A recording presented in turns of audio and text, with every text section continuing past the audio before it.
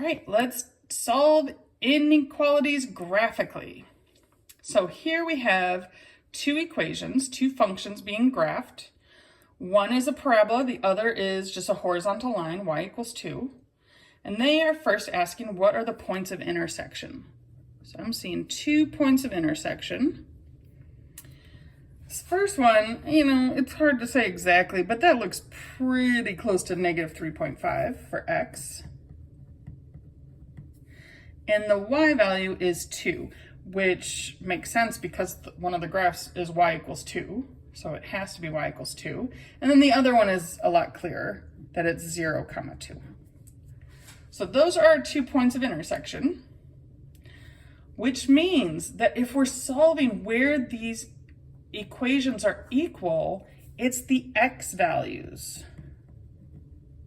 Right? There's no y in this equation. The two x values in curly brackets are negative 3.5 and 0. And we use curly brackets for a solution to an equation. When it's equals, we use curly brackets. When we switch to greater than, an inequality, we use an interval.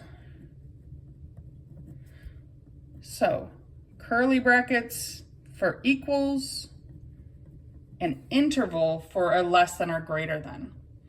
Because the difference is just, are we finding the 2 points where they equal, or are we talking about a range of values where there's infinitely many possible answers? And this says, where is the parabola above y equals 2?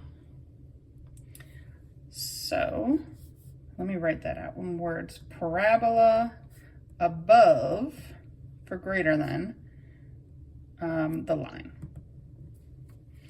Well, that's from here to here. It's this little bump up top.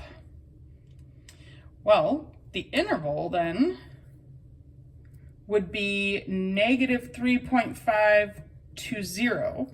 I'm still talking about the x values. The y values are which one's bigger than or less than, but the x's are where is this true? Now we gotta decide, do I use square brackets or parentheses? And that, we have to look and see if there's a little line on there, and there's not. No line means parentheses, because we are not actually going to equal these 2 points. We just wanna be strictly above. So, hopefully that makes sense. Let's try another one though. This time, I have a parabola, so this one's the parabola because it's x squared.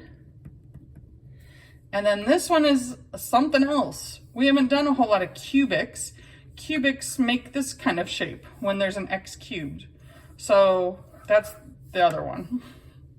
What are the points of intersection? Well, there's just 1 point. It's 0, 0. Then it says solve for where the squiggle is equal to the parabola. Well, where it's equal is at x equals 0. So remember, solve this equation means what x value makes this true. And you could even check by plugging in. 0 cubed plus 0, does that equal 1/6 times 0 squared? Yeah, it's a whole lot of 0. So yeah, 0 equals 0 checks out. That's all we mean by solve, is what x value makes this true. Graphically, it's the x value where they intersect. All right, last one says, where is the squiggle below the parabola? That's what I'm gonna say, squiggle below, because it's a less than.